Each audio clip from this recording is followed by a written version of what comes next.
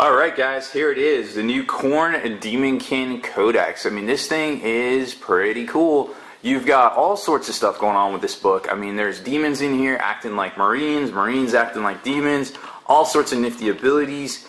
I mean, obviously we're going to have to, this is going to be a first look at the actual book itself, kind of how it's comprised, basically the sections. We're not going to get breaking down into tactics and how this works and how that works. That isn't what this video, this first look video is for. This is just to show you the book, give you a good overview of it, whether it's worth your time picking it up, and then we get into some tactics and things later on, a couple videos down the line, and you know, next week and things like that. So here it is, the Daemonkin Codex. It's roughly the same size as a normal Codex book, you know, that sweet spot of like 110 pages. However, unlike a normal Codex book, it's basically full of a ton of fluff. So you've got, I don't know if you can take a look here. Yep, there we go. So take a look here.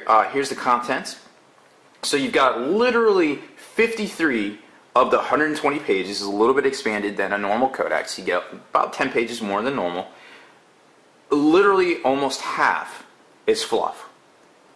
Is paint schemes, different legions, different units, etc., etc.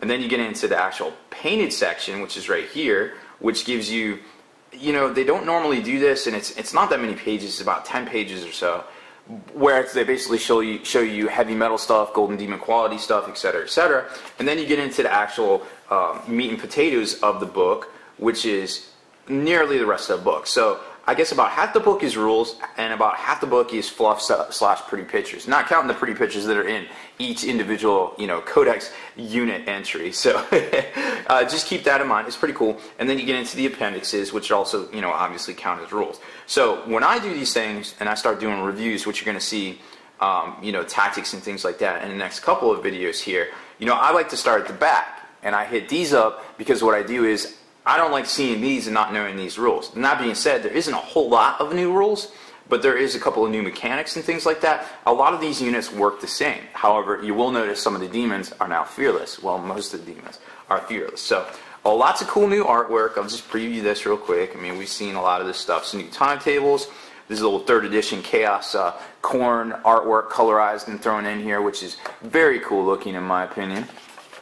Then we get into stuff, more Chaos Codex old cover there, and lots and lots and lots and lots more new artwork. I hadn't seen this yet, kind of a little Halo-y looking, very cool stuff, and just lots and lots of more stuff. Some older stuff, but a lot of newer stuff. And then it gets into the actual painted section, which is right here that we were talking about, where you get the showcase of the painted models. Now, and here you get, this is the data sheets, which Games Workshop calls them now. So you've got all of this stuff here. You got the points values for stuff you can take, and of course all the descriptions for this are in the back.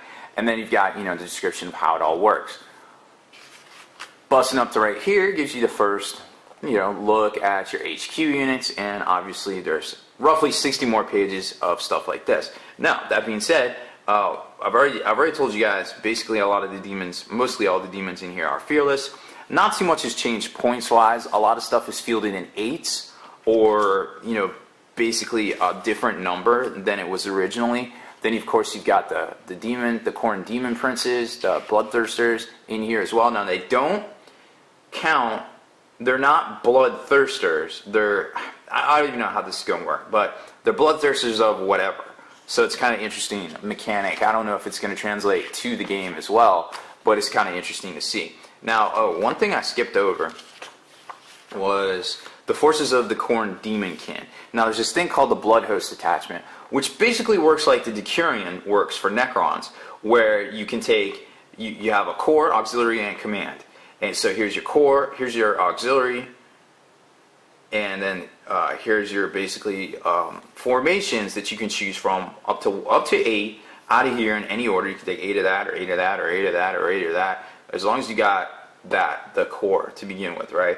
You can also use these as normal formations in, you know, Warhammer 40k Combined Arms detachments. You can also field the Daemonkin as a Combined Arms detachment or as an allied detachment, and, you know, we'll get to that too, who they can ally with. They're battle brothers, obviously, with Chaos Space Marines and Chaos Demons, and they're allies of convenience with, I think, like Necrons and Orcs, which is really interesting in and of itself. So you've got all this, and then you've got command benefits. which are really neat because they give you extra blood tithe, which you can spend blood tithe at the start of your turn to get nifty stuff like free bloodthirsters that deep strike onto the table. So there's that, so keep this in mind. There's individual formations, and then you've got the core and the auxiliary as well. So it's a detachment with formations that you can field and kind of cumulatively get all of those bonuses. So like if you have a formation in the Blood Host, then you also get the Blood Host command ability too. So that's kind of cool.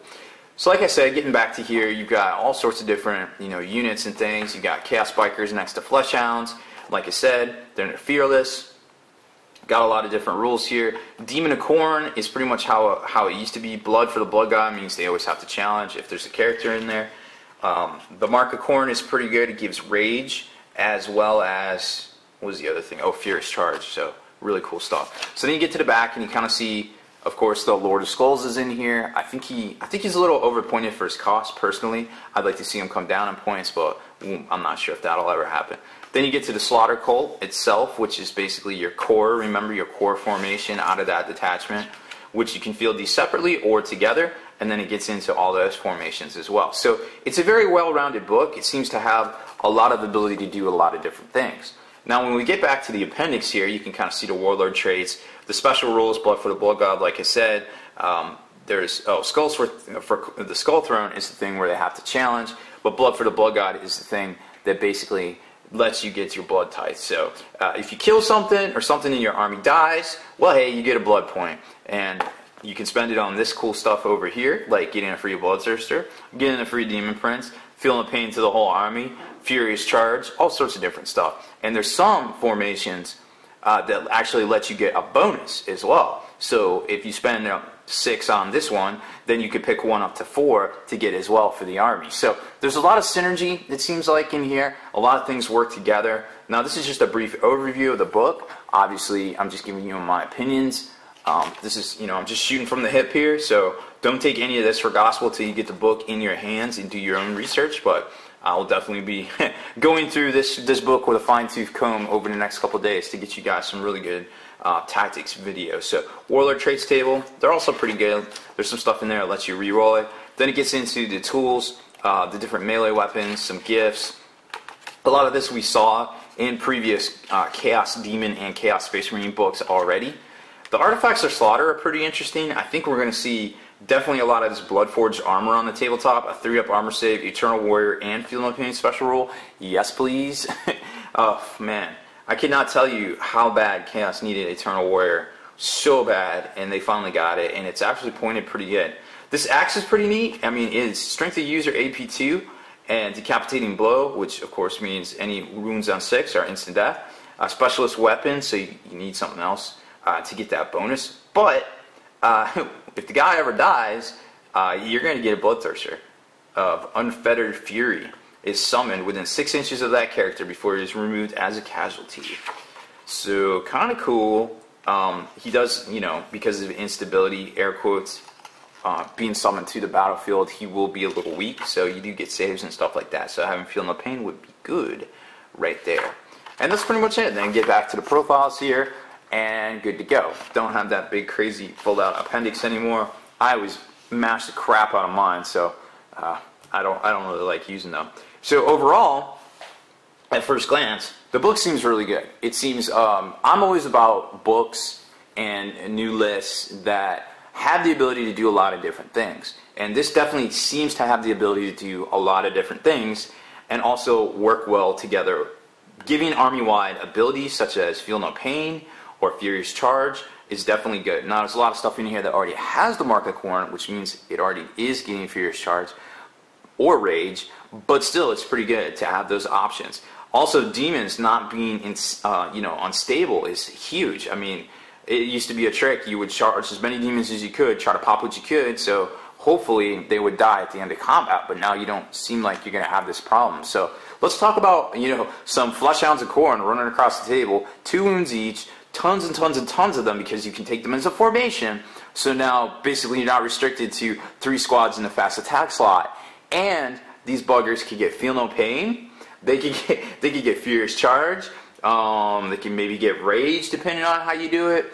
that's pretty bananas in my opinion. So we're going to definitely see a lot of wacky stuff come out of this book. So like I said, you know, always try to be upfront with your opponent about where you're taking your army from, what his abilities are, so you're not surprising. You know, you spend 3 hours playing somebody on the tabletop, you don't want to really have a bad experience with them. So always try to be upfront with what's going on with your book, what's going on with your army, where you're getting your stuff from, and how it all works. And that way, you know, you have a really enjoyable game, and you have somebody to come back and play again, you know, hopefully next week, or, you know, in the next couple of weeks.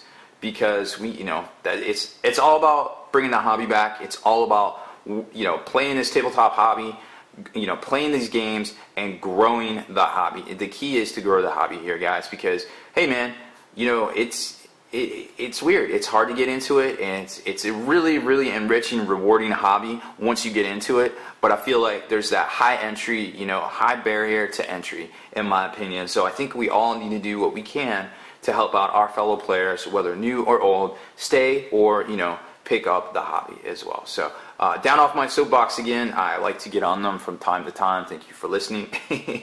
So that is about it for this one, guys. Make sure you stay in the trenches. Subscribe to this YouTube channel. Check out the blog, spikybitsblog.com. And make sure you go over and check out the Long War on YouTube. That is where the battle reports live, and there's also tons of exclusive content that we'll be putting back up on there from Spiky Bits, from my buddy Kenny over at Next Level Painting. So make sure you check all of that out here soon. Yo, Hobby Maniacs, thanks for checking out my channel. Don't forget, there's tons of other tutorials, unboxings, and tips and tactics videos on here as well. And make sure you visit my best friend Kenny B's fresh hobby channel over on Next Level Painting.